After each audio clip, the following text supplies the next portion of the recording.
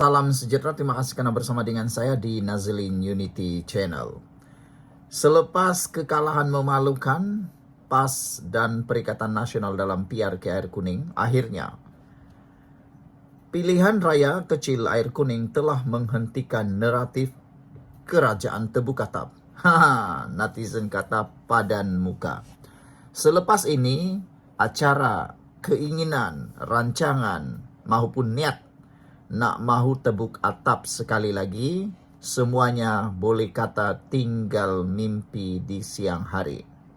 Tak ada lagi jalan lain nak mereka lakukan tebuk atap. Satu-satunya cara untuk mereka nak tebuk atap ialah pergi pujuk UMNO sehabis baik dan mungkin. Untuk Barisan Nasional masuk semula dalam Pakatan Perikatan Nasional. Kalau itu berlaku, itu pun belum lagi tentu mereka jadi kerajaan kerana yang juga akan ditentukan oleh sokongan daripada GPS dan GRS. GPS dan GRS telah pun menyatakan bahawa mereka akan menyokong kerajaan Anwar Ibrahim sehingga habis penggal ini. Selain itu, Titah Ketua Duli Yang Maha Mulia di Pertuan Agong sudah mengingatkan ketika kali pertama Baginda bertitah, Baginda kata, cukuplah berpolitik, tunggulah pilihan raya. Pada PRU 16 baru nak berpolitik kalau nak berpolitik.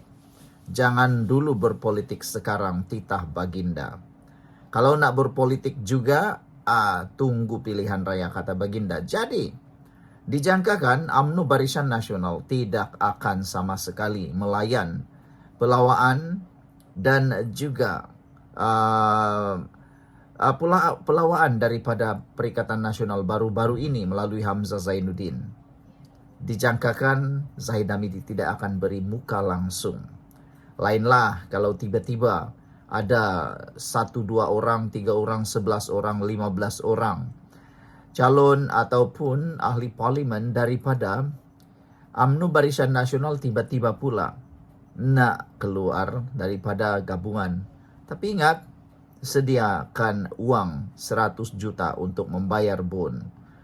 Kalau 100 juta, pikir-pikir kalau sekadar nak kutip melalui kutipan jihad atau melalui Tin Milo, saya rasa tidak akan mampu membayar semua itu. Kalau ada 11 orang, berapakah jumlahnya?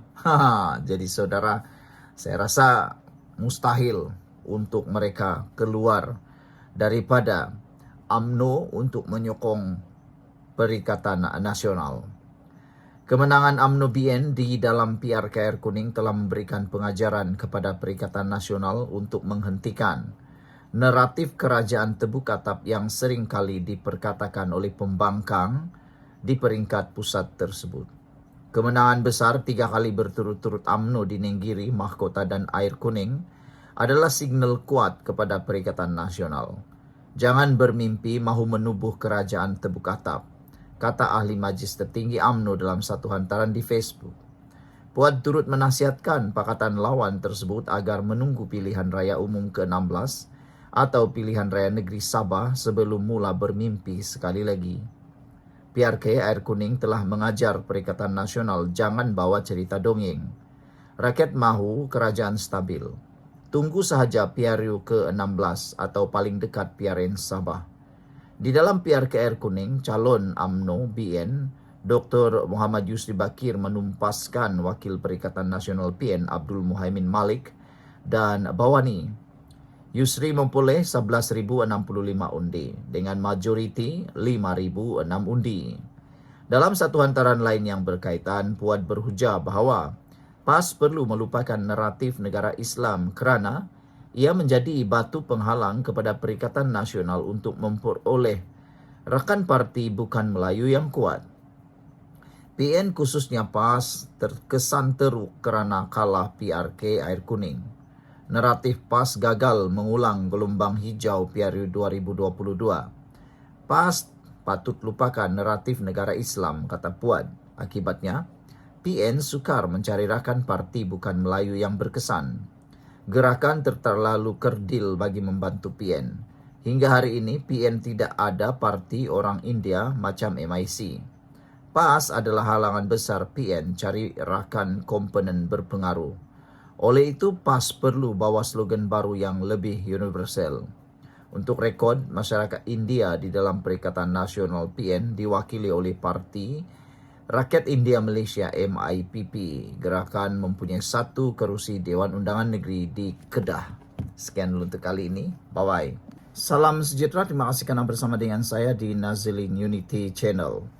Selepas 3 hakim mengumumkan keputusan paling mengejutkan seluruh Malaysia di Mahkamah Persekutuan hari ini, yang mana hakim telah membenarkan Peguam Negara meneruskan rayuan di Mahkamah Persekutuan.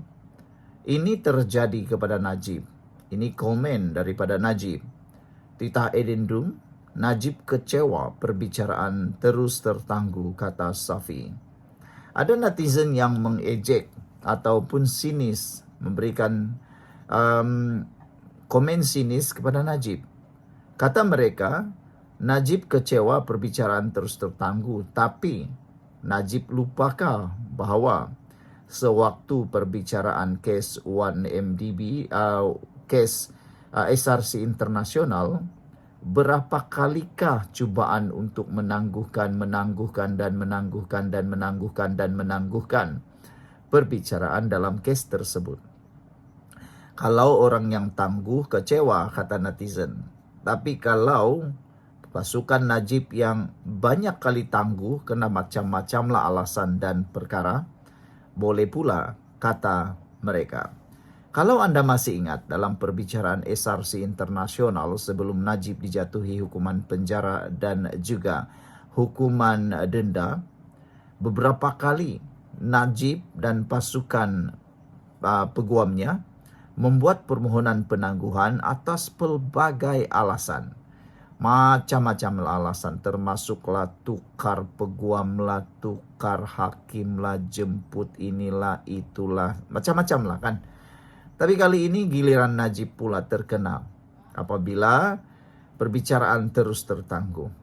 Bekas Perdana Menteri Najib Abdul Razak kecewa dengan penangguhan pendengaran berhubung dakwaannya tentang kewujudan dokumen tambahan yang membenarkannya menghabiskan hukuman penjara di bawah tahanan rumah.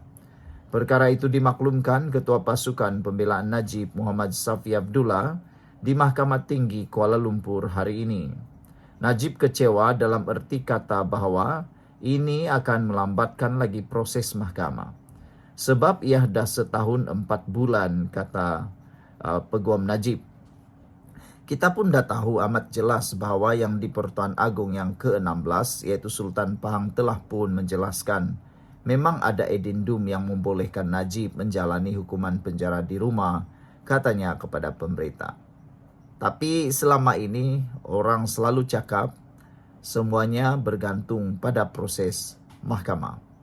Mahkamah Persekutuan hari ini membenarkan permohonan Peguam Negara AG untuk merayu berkaitan kewujudan dokumen tambahan dalam kes tersebut.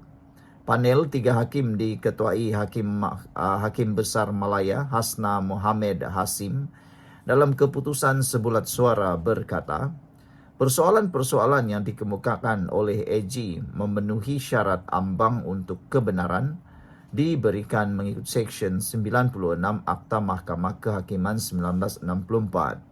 Mahkamah Persekutuan kemudian menetapkan pendengaran rayuan AG selama 2 hari bermula 1 Julai ini nanti. Panel hakim yang lain adalah 2 hakim Mahkamah Persekutuan, Zabaria Muhammad Yusuf dan Hanifah Farikula. AG memfailkan permohonan itu bagi merayu keputusan Mahkamah Rayuan yang sebelum ini memutuskan agar kes tersebut dikembalikan ke Mahkamah Tinggi untuk didengar berdasarkan merit. Sementara itu, Safi berkata dia dan Najib masih tidak faham dengan tindakan kerajaan berdolak-dalik dalam isu titah edendum. Kita juga tahu Perdana Menteri Anwar Ibrahim sendiri dengan tegas sekali dalam dua ucapannya telah mengatakan bahawa edendum tambahan ada tetapi bukan di tangannya sekarang tapi ada di dalam tangan orang lain. Kalau ada edendum, saya dan anak guam saya tak faham kenapa ada dolak-dalik. Isunya ada atau tidak, sama ada ia sah atau tidak, itu isu lain, kata beliau. Kenapa tak bagi addendum itu ke bicara di mahkamah? Kenapa sorok dakwanya lagi? Saudara, beberapa komen daripada netizen berkait isu ini. Kata mereka, teruskanlah usaha itu dan Najib juga harus menerima kenyataan bahwa kes juga boleh tertangguh-tangguh seperti mana yang pernah pasukan Najib lakukan. Sekian dulu untuk kali ini. Jangan lupa tinggalkan komen Anda.